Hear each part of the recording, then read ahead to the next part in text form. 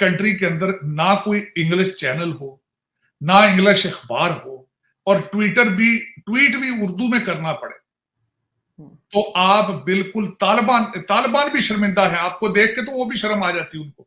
अब तो उनके रिजर्व आपसे ज्यादा हैं और वहां उन्होंने हालात को आपसे बेहतर कंट्रोल कर रखा है। आपके जो आपने फरमाया कि वीडियो आई हैं तीन की बजाय 30 आ जाए,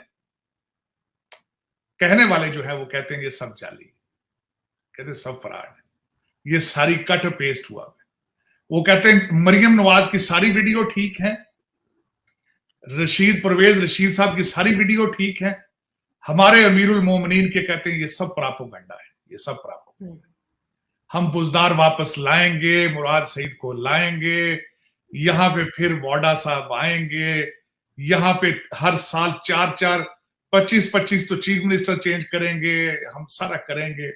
और मैं आज को इनको याद दिलाना चाहता हूं, इन सभी ये जो लौंडे लपाड़े आपने इकट्ठे कर रखे हैं, ये जो अमीर लोगों के बिगड़े हुए बच्चे जो हैं, इनके बाबा एस्टेब्लिशमेंट शेख रशीद साहब ने फरमाया था कि हमें निकाल के हम पे बहुत बड़ा एहसान किया गया, हम तो हर इलेक्शन हारने वाले थे, हम तो बहुत अनपॉपुलर हो चुके थे। ये इनके जब खान साहब की एक टांग प्राइम मिनिस्टर हाउस से बाहर थी तो he was completely out of touch with the government और आउट ऑफ टच। और मुझे आज वो बात याद है कि बाजवा साहब पर फरमाते थे कि हम इनकी मिन्नतें करते थे, भाई 1 घंटा बैठ जाया करो और खुदारा जो लोग असेंबलियों में इलेक्शन जीत कर आए उनसे भी मिल लिया करो।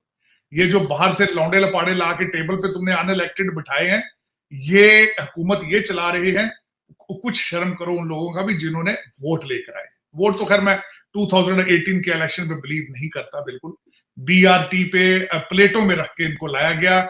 आपके सूरी साहब जो के डेप्टी स्पीकर थे वो 3रे नंबर पर थे इलेक्शन में, और जिस तरीके से आपने इन्होंने डस्के का जब इलेक्शन जिमनी था तो वहां पे जब पूरे का पूरा हमला हुआ किया गया, उसके बाद सेनेटर के अंदर इलेक्शन के अंदर जब कैमरे लगाए गए, उन पे कमेटियां बनाई गई थी, लेकिन कमेटियां सिर्फ कमेटियां ही, वो चली ही नहीं आगे, उनके नीचे पहिए ही नहीं थी, व्हील ही नहीं थी। तो हकीकत ये है कि अब आपकी सूरत हाल ना इंटरनल ठीक है ना एक्सटर्नल ठीक है, और कोई किसी को कोई पता नहीं क्या कर रहा है, कोई किसी को कोई पता नहीं। आपकी जो फेडरल मिनिस्ट्री है आरजू जहां आप बैठी हैं, वो आपकी PDM ने एक मिनिस्ट्री आपस में बांट ली थी और अपने लोग भर्ती कर लिए थे, उनकी कोई एक दूसरे के साथ कम्युनिकेशन नहीं है। और पंजाब के अंदर सूरत हाल ये है कि फेडरल गवर्नमेंट जो मुलाजिम वहां भेजती है अपनी फेडरल गवर्नमेंट की तरफ से, उसको लिए ही नहीं जाता। वो जो अपने पब्लिक सर्विस कमीशन के लोग हैं PCS के, उनसे काम चला रहे हैं। तो हर जिस तरह सोमालिया के अंदर है ना, हर एक वॉरलॉर्ड बैठे होते हैं, आपके you have 4 warlords running their own territory, their own offices. चार सूबे और पार्टियां कितनी हैं उन पर रूल करने वाली?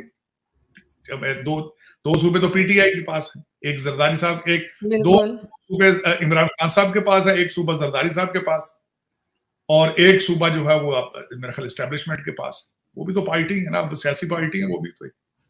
तो 4 सूबे हैं, 4 वारलॉर्ड हैं, आप अंदाजा लगा लें ये कंट्री के हालात है। अब कहां जाएंगे?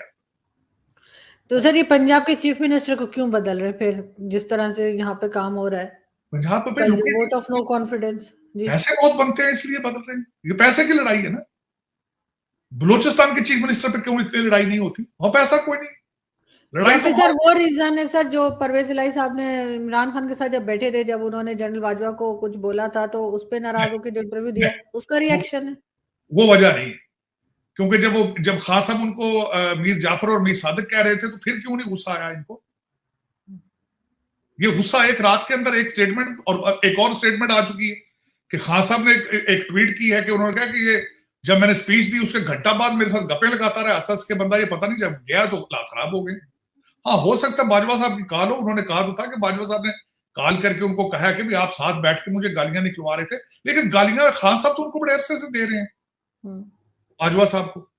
और फिर उन्होंने वहां धमकी लगा दी कि हमारे लोग भी फिर आपको गालियां देके, खान साहब ने अगले दिन लौंडे लपाड़े जो थे कुछ ये यूट्यूबर बुला के तो फिर गालियां निकाल दी बाजवा साहब।